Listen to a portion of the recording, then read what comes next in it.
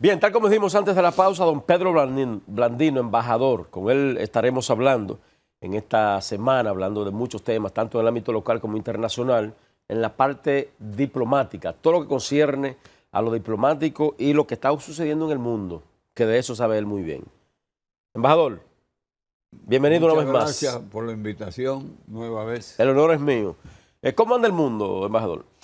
Bueno, el mundo está sufriendo las consecuencias de las decisiones que toman las potencias para ejecutar sus políticas exteriores y defender sus propios intereses.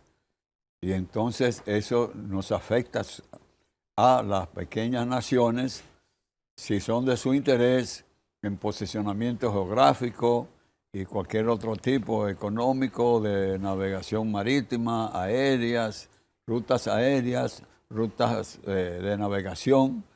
Dentro de todo ese contexto, ellos actúan y cuando se sientan y analizan lo más importante para ellos, que es sobre todo la protección de todos sus intereses que tienen que cuidar y además la expansión territorial que parece que está de moda ahora por el avance, el progreso de grandes naciones como por ejemplo China, que necesita rutas petroleras, entonces necesita archipiélagos, que normalmente los archipiélagos que tienen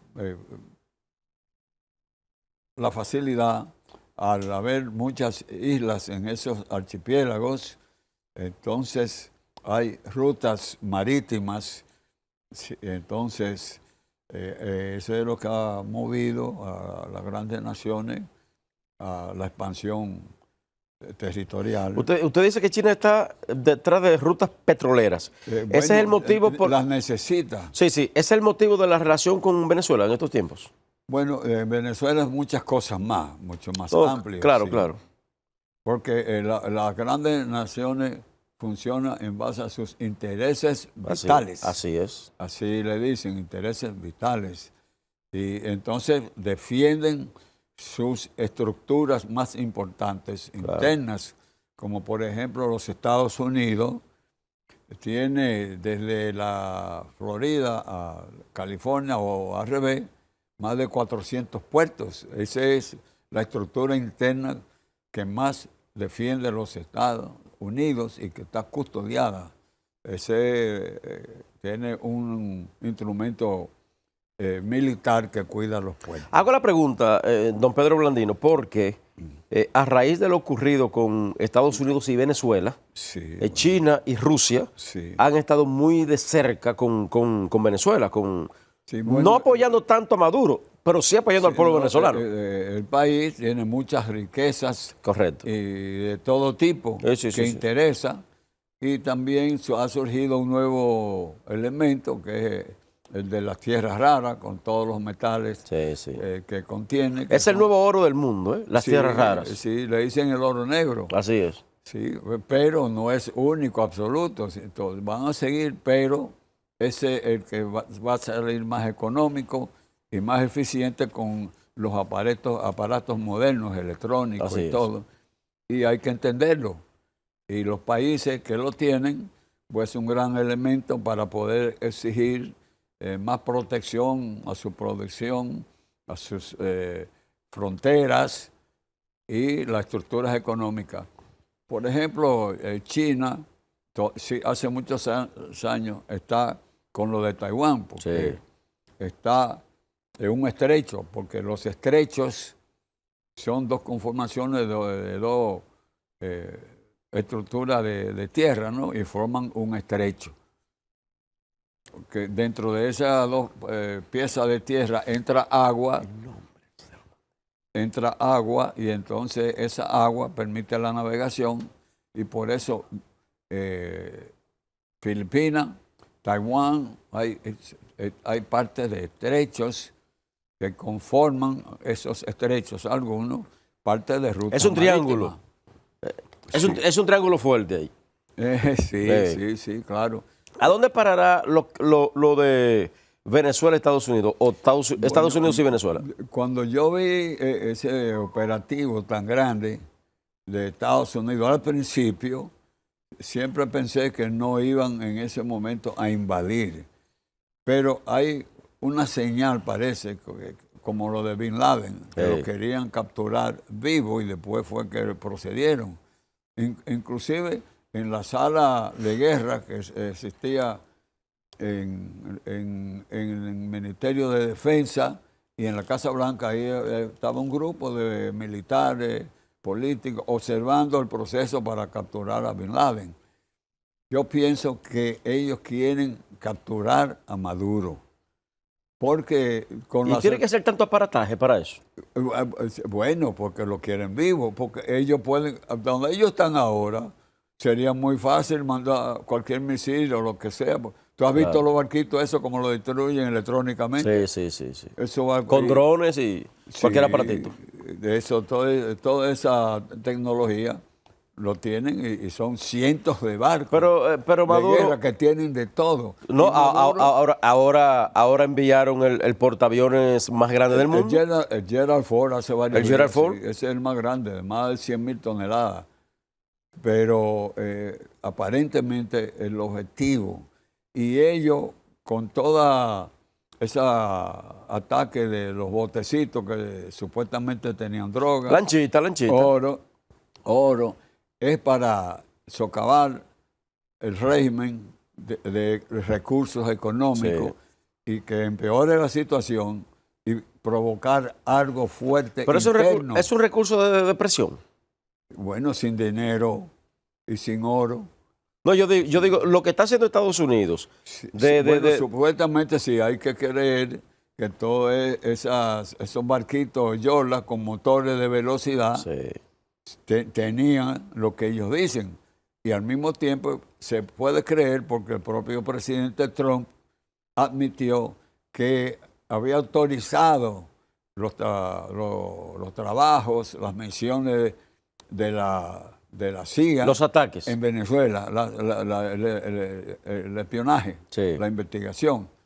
Entonces, ellos quieren, hasta ahora, aparenta, socavarlo en base a empeorar la situación de Venezuela, que produzca algo interno fuerte y ante la posibilidad de una captura, porque él sabe muchas cosas. Claro.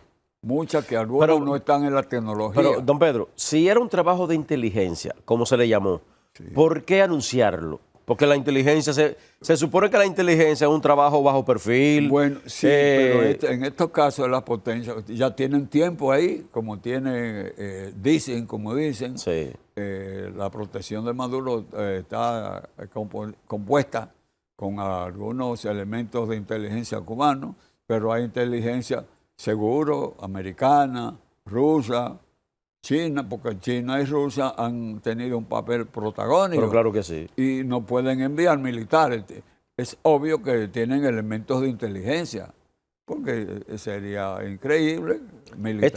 ¿Estará utilizando Maduro también a los israelíes, que saben mucho también de materia de seguridad? Bueno, eso depende. ¿Cuál sería la ventaja para Israel esa ayuda? Porque ya están ahí otras muy importantes y que son potencias militares y económicas. Y no es fácil penetrarla porque ya esos llegaron primero. De manera, pues, pero se va a complicar y ojalá que no se convierta y que ejecuten una invasión, porque eso va a ser muy negativo para la cuenca del Caribe. ¿Una invasión a Venezuela? ¿Perdón? ¿Una invasión usted dice a Venezuela? Claro, no, yo todavía lo dudo. Pero ustedes saben que la cuenca del Caribe, desde el año 1864, los Estados Unidos... Buenaventura Báez era nuestro presidente. Sí, bueno, los Estados Unidos siempre hay una historia del almirante Mason, el padrino de la idea de una armada fuerte para ser potencia. Declaró que al tener una armada fuerte y ser potencia, necesitamos el Caribe. El Caribe con el tiempo se convertirá en el Mediterráneo de Estados Unidos. ¿Por qué? El tránsito marítimo transoceánico, Pacífico y Atlántico. Y entonces no puede dejarlo en manos de otro. Fíjate que... O sea, el objetivo de ellos, Estados Unidos, es acapararnos a todos. Lo necesita el Caribe, ¿sí? Y entonces, fíjate que cuando los misiles que tuvimos supuestamente contra la posibilidad de una guerra grande, no tanto mundial, pero inmediatamente mandaron 3 portaaviones a las zonas del Caribe y a proteger, y le advirtieron a Rusia, porque ya ellos tenían todas las fotos de las plataformas fijas que se estaban instalando en Cuba para montar misiles. Entonces, es el embarque con los misiles, empieza para armarlos en Cuba.